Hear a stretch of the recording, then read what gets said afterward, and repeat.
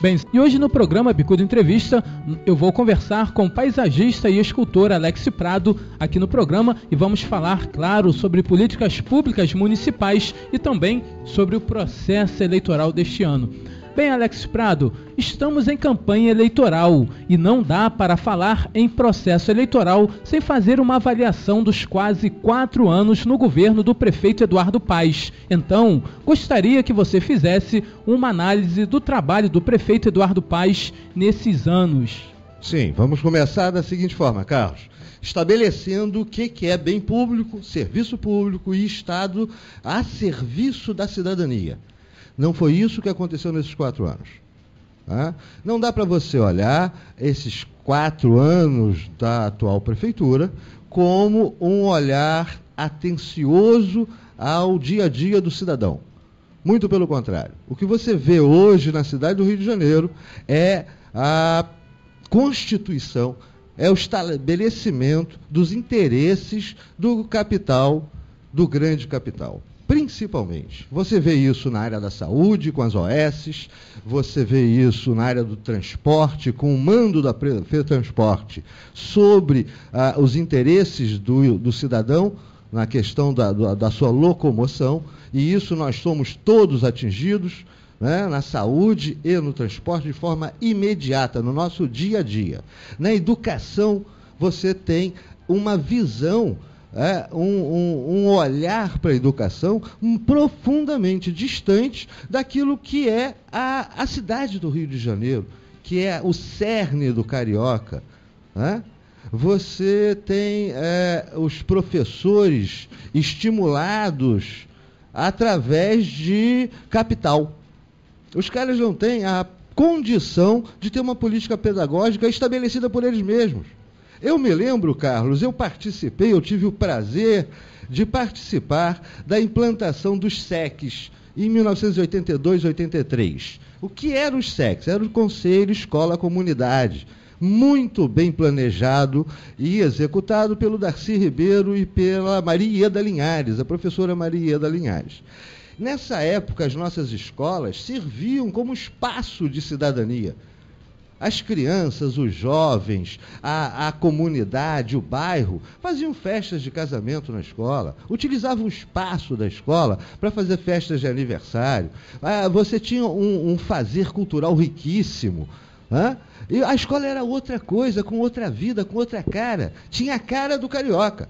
Nós perdemos isso por os interesses estreitos do capital. Estreitos no sentido da sua humanidade. Então você não tem na educação, você não tem na saúde e você não tem no transporte aquilo que seria o mínimo necessário, que é a participação popular, discutindo os conselhos que você tem na saúde. É uma vergonha. Não faz muito pouco tempo a cidade do Rio de Janeiro sofreu uma intervenção federal na área da saúde. Há 3 meses atrás, na onde eu moro, no bairro em que moro, nós puxamos um abaixo-assinado, com mais de 7.000 assinaturas, num subbairro pequeno, buscando uma melhor atenção para o posto de saúde local. Aliás, eu quero pedir aqui, parabenizar a todos aqueles companheiros do bairro do Rio da Prata de Campo Grande que se fizeram na rua discutindo essa questão e que foram buscar essas 7.000 assinaturas, para que nós tivéssemos um mínimo de atenção na área da saúde local. E quero fazer ver a esses companheiros que tiveram esse trabalho, aqueles que buscaram o abaixo-assinado e aquelas pessoas que assinaram esse abaixo-assinado, que não faz o menor sentido olhar para a candidatura de reeleição desse prefeito. Eu espero com isso digamos assim, começando a responder à questão da política pública. Para mim, política pública é um Estado presente, é um Estado eficiente e é um Estado cidadão. Fora isso, o que nós temos é negociatas, claras negociatas. Meu amigo, na área do esporte, então, eu não quero nem citar o que nós já estamos cansados de saber sobre a questão do Maracanã, seu uso, sua reforma. É um absurdo. Se você for olhar o uso hoje da fisiologia como ação política de pseudos candidatos a vereadores e mesmo vereadores da base do governo, em todas as nossas periferias, é um absurdo. Eu tenho denúncias de companheiro na Pedra de Guaratiba, que inaugurou lá uma vila, lá não sei das quantas, né?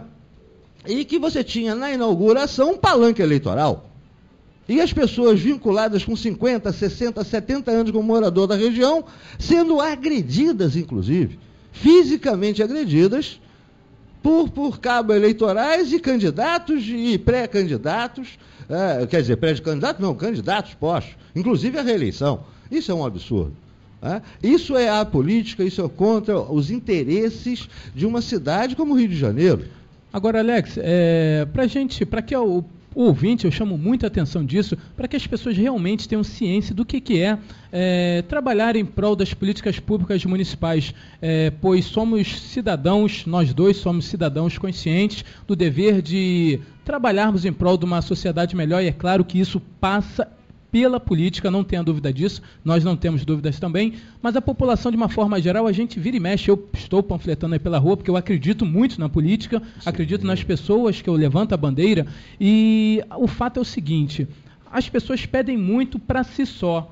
Agora, na verdade, as pessoas precisam entender que política pública municipal é você atender o maior número de pessoas. Você não pode trabalhar com grupos pequenos, elite principalmente. É claro, se nós temos um grupo da sociedade que está super desfavorecido, esses merecem uma atenção maior. Claro. Mas não a elite, não aqueles que estão lá em cima do topo, e sim por favorecimento, principalmente do capital, ganhar dinheiro com isso. Então, eu queria que você desse uma atenção especial para falar sobre o que realmente são as políticas públicas, saúde para todos, educação para o maior número de pessoas, para que a população realmente possa sair daqui dessa entrevista com a certeza de que vão buscar um candidato que possa favorecer da melhor forma possível, porque uma coisa que não dá, Alexandre, Alex, é você, por exemplo, buscar um candidato que se esconde. Sim. Não só no período em que ele é vereador, ou que, sei lá, faz outra coisa, outra atividade, e quando chega no processo eleitoral você não consegue ver o candidato na rua, debatendo, fazendo comícios domésticos, conversando sobre políticas públicas, sobre suas propostas. Por quê? Se ele faz isso é porque ele tem medo de mostrar o que realmente ele é. Então, que mostrar que não sabe absolutamente nada. Entendo, é claro, é isso mesmo. Nós temos que vamos entendendo pelo nosso dia a dia, pela nossa experiência, né? Você, por exemplo, o que é muito comum, você ter uma pulverização de candidaturas enorme em todos os partidos. Então você tem, por exemplo, uma coligação aí que tem 18 partidos. Cada um desses partidos coloca lá 100 e tantos candidatos. Você tem só nessa coligação um universo de mais de 1.500 candidatos, que são, na verdade, cabos eleitorais. O que são esses homens? São a representação dos interesses do poder estabelecido. Por quê? Porque não tem nenhuma preposição de mudança. Eles só querem aprofundar as mazelas que já estão aí. Então, 95% dessas candidaturas a vereador são candidaturas de cabos eleitorais, fortalecendo a coligação, fortalecendo o voto majoritário, na verdade fortalecendo a eleição para prefeito, da manutenção de um existir ruim. E aonde a cidade do Rio de Janeiro nos surpreende sempre, historicamente nos surpreende. Ela fez isso em 82 com Brizola, ela está fazendo isso agora com Freixo. Por quê? Porque chama à rua uma candidatura nova, uma candidatura que se propõe a dizer não a essa máfia do capital, que tomou de assalto a prefeitura da cidade do Rio de Janeiro.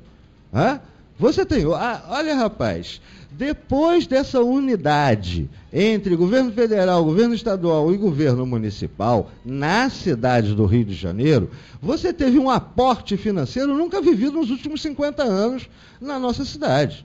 E esse capital não está sendo revertido para aquilo que deveria. Nós temos carências enormes em todas as áreas básicas de interesse do cidadão. Então, o que você precisa é ter candidatos na rua, candidatos que representem um pensar carinhoso, que representem a realidade do dia a dia da cidade. Ok? O que é isso? É você poder estar estabelecendo discussões, inclusive na calçada da sua rua.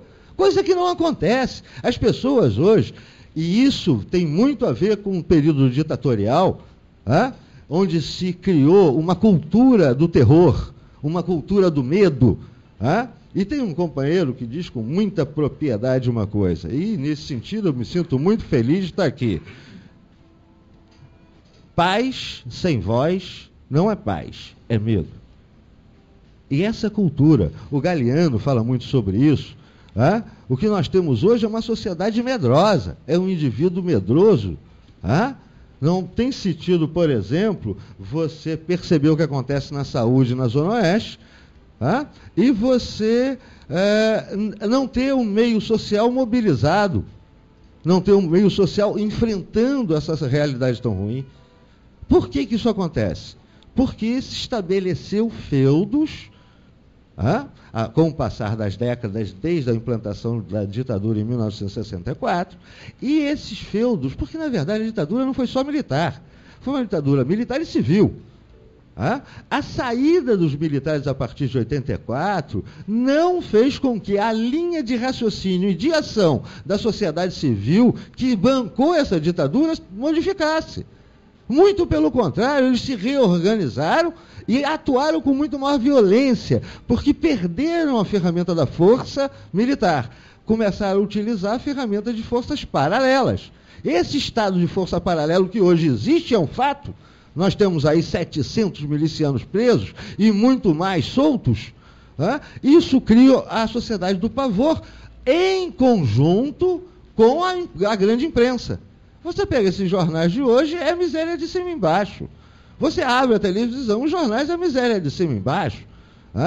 E o que isso cria no cidadão, na cultura comum, na cultura comunitária, no subjetivo do ser humano? O pavor, o medo. E aí o cara começa a perder a única ferramenta que ele, na verdade, tem, que é a voz. Meu amigo, Carlos, meu ouvinte, meu amigo, minha amiga, há 2000 anos atrás, um homem, com a sua capacidade de verbalizar a vida, transformou o mundo. O cheque que você assina hoje, você precisa datar. E essa data, ela tem a ver diretamente com a chegada desse homem.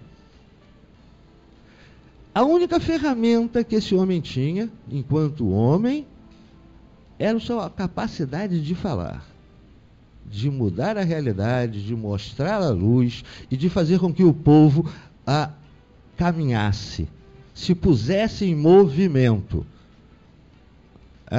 É isso que você precisa compreender quando você estabelece, por exemplo, as discussões em que a ética é posta como um paradigma único. E isso é um grande perigo. Ok? Por quê? Porque nós somos, antropologicamente falando, uma miscigenação de uma riqueza enorme. Nós somos um povo constituído de negros, de índios, de europeus, ok?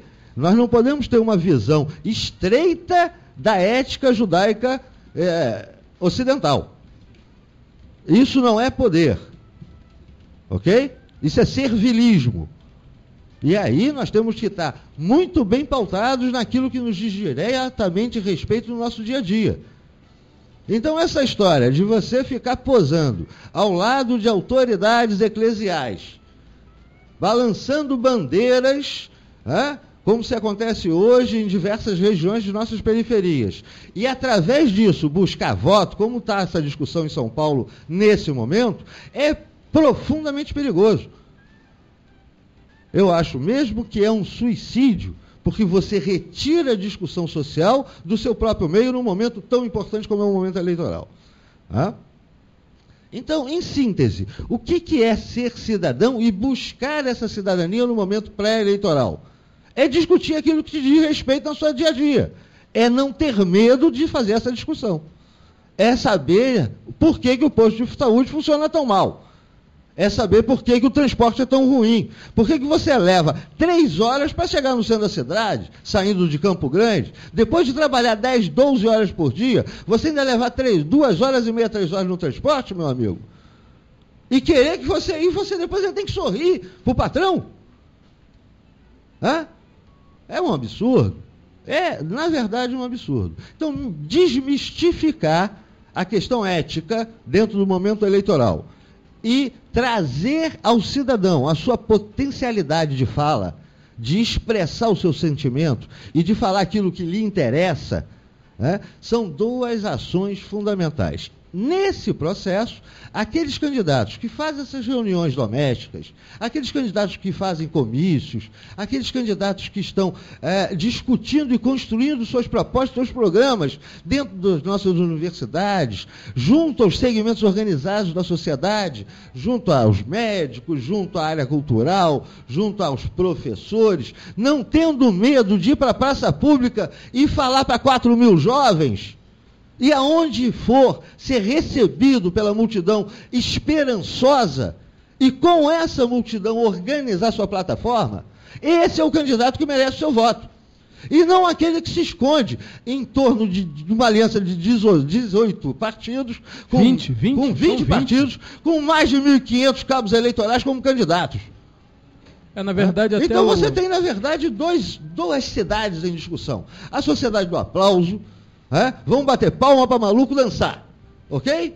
Ou a sociedade cidadã, aquela que discute aquilo que lhe interessa de forma organizada com os seus agentes. O homem é o agente da história. O agente da história não é a televisão, não é a grande mídia, não é os 16, 18 minutos, não é nada disso.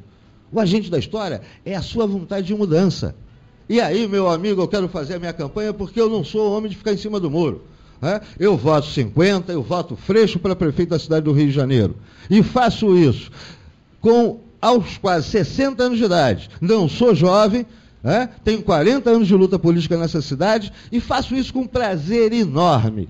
Só de ver os nossos jovens de novo na rua, só de ver os nossos médicos discutindo a saúde de forma pública na rua, só de ver a área cultural na rua, só de ver os professores dizendo não às mentiras que o atual prefeito fala em seus programas de televisão na rua. Agora, Alex, você acredita que com essa mobilização toda que a gente vê nas ruas, e é claro, aí com o prefeito, com esse tempo todo de campanha, você acredita que é possível? Porque outro dia eu estava vendo o Geraldo, um sociólogo, falando que só se houvesse uma situação muito inusitada, muito inesperada, para que abalasse a campanha do Eduardo Freixo diante de tanta Eduardo grana. Paes, não confunda. Desculpa. Eduardo Paes de um lado, Freixo conosco do outro. Eduardo Paes, é porque eu estou formulando a pergunta aqui, desculpa. É o Eduardo Paes com essa campanha com muita grana, pois ele, não sei se você já sabe disso, mas deve saber, claro, que ele é o campeão em doações no Brasil. A campanha do Eduardo Paes é campeão no Brasil, não é no Rio de Janeiro, não. É preciso deixar claro. Passando até São Paulo. Tem um dado aí interessante, para mostrar o quanto é importante a cidade do Rio de Janeiro nessa eleição para o Brasil e para a América Latina. Vou lhe dizer uma coisa espetacular. Até o Sur, que é indubitavelmente um canal legítimo em suas informações, postou agora uma matéria jornalística reconhecendo a candidatura Freixo como uma candidatura de esquerda, uma candidatura progressista. Nesse sentido, meu querido, eu fiquei de fato muito satisfeito. Agora, quanto à nossa intelectualidade, não tenha a menor dúvida, meu amigo, o intelectual tem medo de revolução. É um negócio impressionante. Você acha isso? Sem dúvida nenhuma. Eu nasci em 27 anos num centro universitário, numa grande universidade, que foi a Universidade Rural do Brasil, e sei o quanto. Para você ter uma ideia, ontem eu estava lendo uma matéria, essa matéria está publicada, se você entrar no site da Carta Maior, Carta Maior, que fala sobre uma reunião na USP, feita agora essa semana, uma semana de avaliações, em que os nossos cientistas estão reconhecendo a manutenção e o aprofundamento da política neoliberal nas áreas de ciência e tecnologia. Se você perceber a ação da nossa intelectualidade, dos nossos formuladores de saberes em diversas áreas, e na área da agronomia e veterinária principalmente, sempre, desde os anos 70, subscreveram subscreveram o uso de agrotóxicos, subscreveram as leis formuladas nesse país durante todo esse tempo, que elas colocam a busca do patrocínio pelo médio e grande produtor, e mesmo pequeno hoje em dia, subordinada ao uso dos agrotóxicos. E isso foi avalizado pelos nossos cientistas. Saíam, inclusive, da Universidade Rural, agrônomos, veterinários, engenheiros químicos, formados para ir para a rua trabalhar como representantes de laboratórios, meu amigo, por esse Brasil, por esse interior inteiro. Hoje, a ciência começa a se rebelar.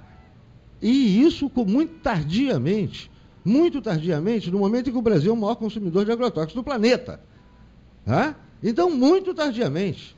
Onde todas as nossas águas estão poluídas, onde o pensar de nossas cidades é feito de forma a atender os interesses do cidadão. São Paulo é um exemplo claro disso. Meu amigo, em 10 anos, mais de 540 favelas foram incendiadas. No último ano, mais de 30 e tantas favelas foram incendiadas. Eu estou falando em 3, 4 favelas por mês sendo incendiada. Isso é um projeto claro de higienização da cidade. Eles estão querendo, entre aspas, limpar a cidade. Lacerda tentou isso no Rio de Janeiro, com as grandes remoções para a Zona Norte. O Eduardo Paes tenta fazer de uma forma Ele surgiu nisso. Exatamente. O Eduardo Paes, quando foi administrador da Barra da Tijuca, ele conquistou o apoio da elite, dessa nossa elite oligárquica atrasada, através da repressão a diversas comunidades que estavam surgindo naquela época. Ainda como administrador da Barra. E sua linha não mudou. Tanto não mudou que ele catalisa os interesses desse grande capital. E é por isso que esse grande capital o banca. Agora, você, companheiro, que vai votar, você tem que... Eu vou lembrar aqui, um querido amigo chamado Ivo Valença, quero fazer minha homenagem a esse homem. Foi secretário de governo, no primeiro governo Arraes. Implantou os primeiros projetos multirões por esse Brasil. E eu tive o prazer de conhecê-lo e frequentava a minha casa, eu a dele, isso lá no começo dos anos 90. Um grande quadro, tanto ele, já falecido, quanto a esposa, Neuza Valença. Bem, ela, advogada dos sindicatos aeroviários no final dos anos 80, um quadro, uma grande mulher. E o Ivo me dizia com muita propriedade o seguinte: Alex, você como eleitor, é simples perceber para onde você vai com seu voto. Bota a mão no teu bolso e olha para o bolso daquele que quer fazer com que você vote na situação. Se você no seu bolso tiver uma quantidade próxima de dinheiro que ele tem, vote com ele. Se for o contrário, não vota não. Me chamou, já que você comentou nesse assunto, o que você acha a comparação entre campanhas milionárias e campanhas pobres, com militâncias, com cidadãos que muitas vezes ainda acreditam na política, que na verdade deve ser isso? Como é que você faz essa comparação, essa leitura sobre essa diferença de campanhas ricas e campanhas pobres? Geraldo Cândido falou uma coisa muito interessante. Sim. Quanto mais descolado tiver esse candidato da sociedade, mais difícil ele representará o povo, o trabalhador. O que você acha disso? Exatamente. O Cândido está coberto de razão, um homem com uma bagagem enorme. Uma pessoa que eu respeito muito. Eu posso lhe dizer com bastante clareza, meu amigo. Não é compatível uma cidade amorosa para com seus cidadãos, tendo no seu poder executivo representantes tão vinculados aos interesses do capital. É incompatível. Tem uma frase que é muito clara, que diz o seguinte: empresário não apoia campanha, empresário faz investimento. Ele, quando bota dinheiro numa campanha, seja para vereador ou seja para prefeito, ele está fazendo investimento, ele vai querer o retorno dele.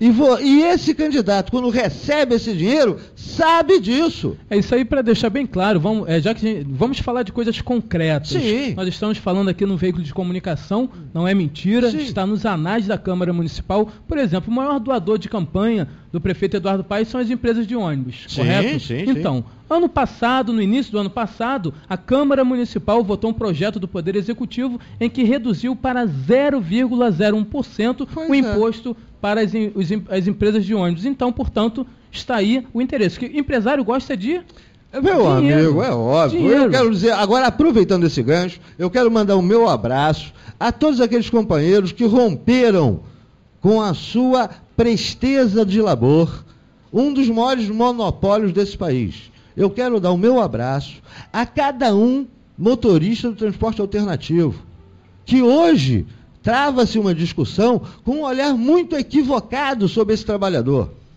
Foi a maior quebra de monopólio nesse país. Só na cidade do Rio de Janeiro nós temos mais de 6 mil homens trabalhando de forma direta, dia a dia, mais de 10 horas por dia. E esses homens não são bandidos, como a grande mídia quer impor.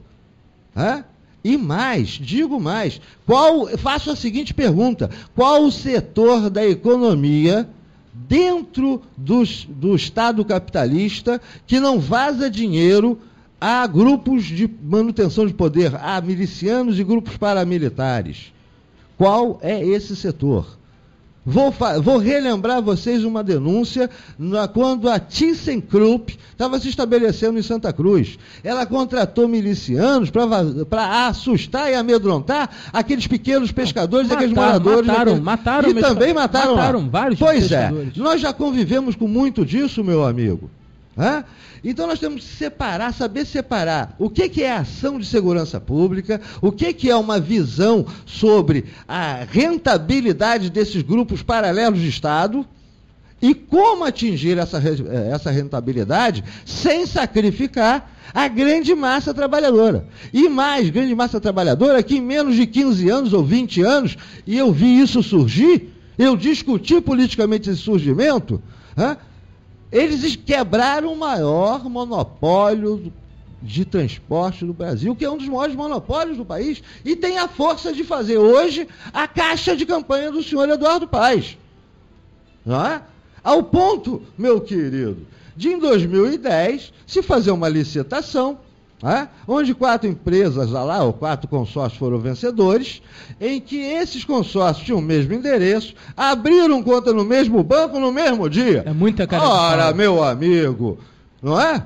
Agora, o mais interessante, existem vários vereadores que deram entrada no Ministério Público e não conseguem derrubar essa hegemonia. Não, porque, na verdade, o poder legislativo... Né? Meu amigo, o poder legislativo, o poder executivo, e mesmo o Poder Judiciário, o que está acontecendo hoje no Supremo Tribunal Federal, quanto à questão do mensalão, a pressa, o quanto a imprensa está influenciando esses juízes, o quanto esses juízes estão se atropelando, inclusive se mordendo, em função de um espaço enorme na mídia, o estrago que isso está sendo feito para a própria justiça. Agora, nós não podemos ter a menor ilusão. Todos esses fatores são fatores de classe, meu querido. Nós vivemos numa sociedade de classe que serve uma minoria. O Brasil é hoje o país que mais concentra renda, meu amigo. E foi ontem também. Então nós temos uma economia capitalista profundamente atrasada. E mais, concentradora de renda e de terra. E aí os poderes dentro dessa estrutura de Estado, são poderes altamente discutíveis.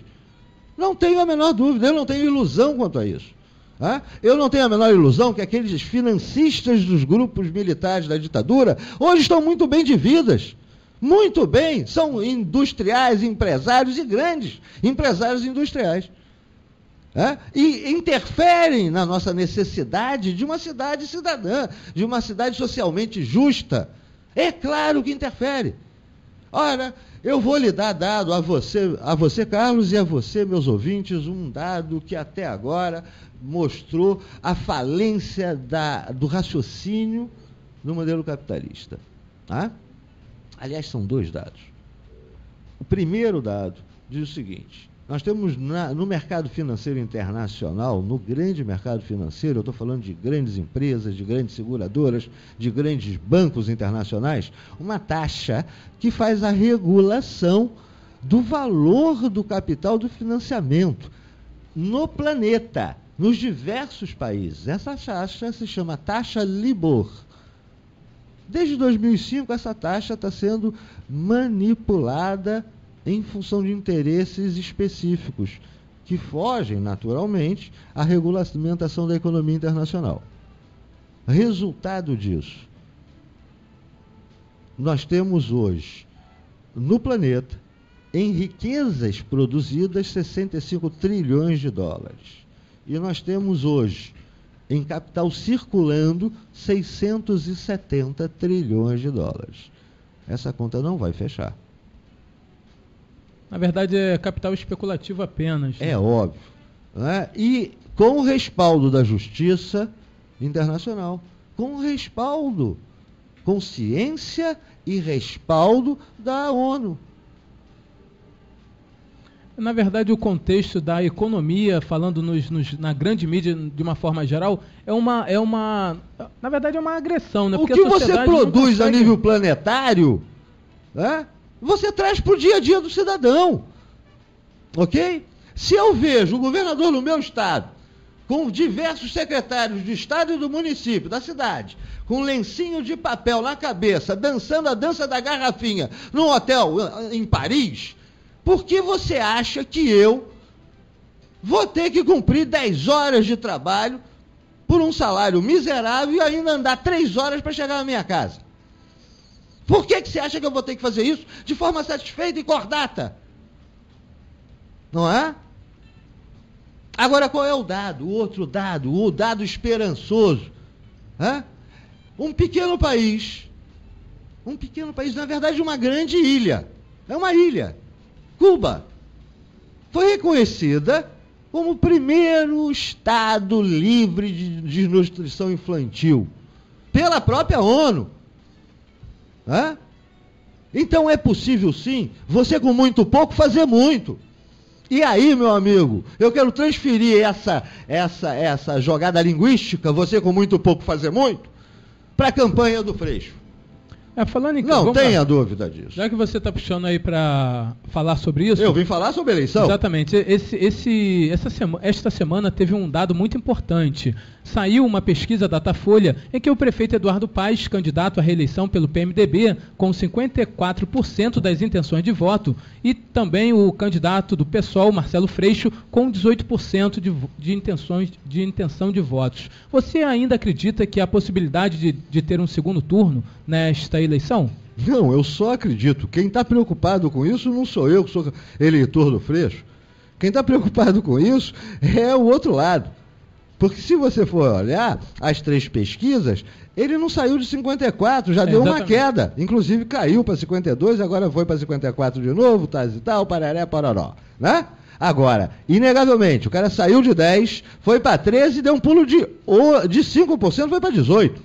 E a próxima, sem a menor dúvida, vai estar passando de 25%. Porque agora é que a campanha afunila. Foi para a rua de verdade. Exatamente. E a única campanha que cresce é a campanha opositora. E não podia ser diferente, meu amigo. Porque o nosso povo é um povo sábio. É o mesmo povo que elegeu o Brizola. Entende? É o mesmo povo que elegeu o Lula e reelegeu o Lula e elegeu a Dilma. Ok? Então não tenha dúvida que o Rio de Janeiro continua sendo o tambor político desse país. E não tenha dúvida, em função disso, é que vencer esse capital atrasado é tão importante. E fazendo isso de uma forma horizontalizada e participativa. Meu querido, eu estou chegando aos 60 anos de idade, é um prazer enorme, enorme olhar os nossos jovens caminhando pela rua, vindo falar sobre o Freixo, vindo me pedir material. Vem querer saber qual é a agenda. É um prazer enorme saber que 3 mil jovens encheram a ABI, superlotaram a ABI e tiveram que ir para a Cinelândia.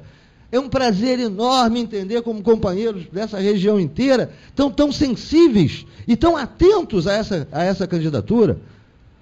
Isso, para mim, me lava a alma, meu querido. É a possibilidade real, sim, de dizer ao capital qual é o seu lugar. E, nesse sentido, eu quero dizer mais para você. Anteontem, em Portugal e Espanha estão passando por um problema seríssimo, não só Portugal e Espanha, como Itália e outros. Tá certo? A Europa em geral. A Europa em geral e o próprio Estados Unidos. Bem, e isso começa a se verbalizar aqui no Brasil. Não tenha dúvida, o nosso crescimento de 2012 está sendo pífio. E vai continuar sendo, 2013 não vai ser diferente. Mesmo calculado sobre 2012 pequeno, não vai ser diferente. Porque a crise está aqui, não tenha a menor dúvida. Nós não temos na presidenta Dilma a mesma liderança que tínhamos no presidente Lula. É outro momento, com outra pessoa. E o Partido dos Trabalhadores precisa entender isso. Aliás, eu quero dizer para você, quero parabenizar aqui alguns candidatos a vereador do Partido dos Trabalhadores, como o Raimon e o Moza, se eu não me engano. Por quê? Porque estão fazendo uma campanha limpa. São homens sérios, são homens que têm um perfil bom. Ainda dentro do PT dos anos 2000. Não estou colocando-os no PT dos anos 80, que era o meu PT, aquele que eu gostava. Nessa época eu era brisolista. A maioria, né? Pois é. Mas, de qualquer forma, são homens que merecem estar sendo conduzidos e reconduzidos à Câmara de Vereadores. Como tantos outros, e aqui eu quero deixar a Rádio Bicuda meus parabéns, porque sei que é uma rádio que tem convocado pessoas de peso. O Eliomar Coelho, que é um companheiro que eu estou diretamente fazendo a campanha dele, e tantos outros. Na verdade, nós chamamos... eu tenho vários convites de parlamentares, são eles estaduais ou até do município mesmo. Isso eu faço com muita clareza, eu levo o convite protocolado. Exato. Se eles não participam aqui desta rádio comunitária, da região ou não, é porque não querem. Exato. Eu, Carlos Osório, como apresentador do programa Bicuda Entrevista, como coordenador da Rádio Bicuda e como presidente à época da Bicuda Ecológica, eu protocolava um convite. Portanto, eu estou coberto perante a justiça. É isso, exatamente. Mas, infelizmente, eles se escondem. Eles têm medo do microfone. Têm medo que a população conheça o trabalho deles. Porque a situação para eles é muito cômoda. Eles querem manter do jeito que está. Entende? E quando você vê o povo na rua, os jovens na rua, retomando a rua, meu amigo, você não pode imaginar o quanto isso me deixa feliz e o quanto isso aponta para um futuro outro. Isso é muito bom, realmente. Carlos, 68 o mundo mudou. E mudou com jovens na rua. Grandes movimentos na Europa, o Festival de Woodstock, foi dessa forma que se disse não às intervenções da Guerra do Vietnã, por exemplo, que foi o maior fiasco norte-americano.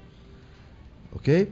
Quando você percebe a chegada, a abertura de 7/9, a chegada dos nossos exilados, e você percebe a força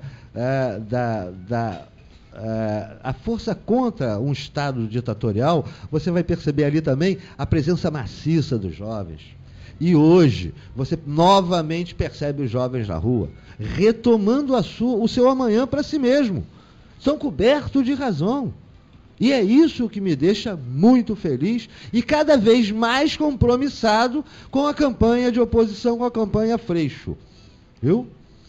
Beleza. Alex, vamos para o intervalo rapidinho e daqui a pouco a gente volta com o segundo bloco do programa, pode ser? Ok, meu querido. Para você molhar a garganta aí e tal, dar uma descansada. Bem, nós estamos conversando com Alex Prado, que é paisagista e escultor. Estamos falando sobre políticas públicas aqui no programa Bicuda Entrevista, que vai ao ar todos os sábados de 2 às 4 da tarde, com sua reprise na próxima quinta-feira, a partir das 11 horas da noite, no programa Bicuda Entrevista Repeteco.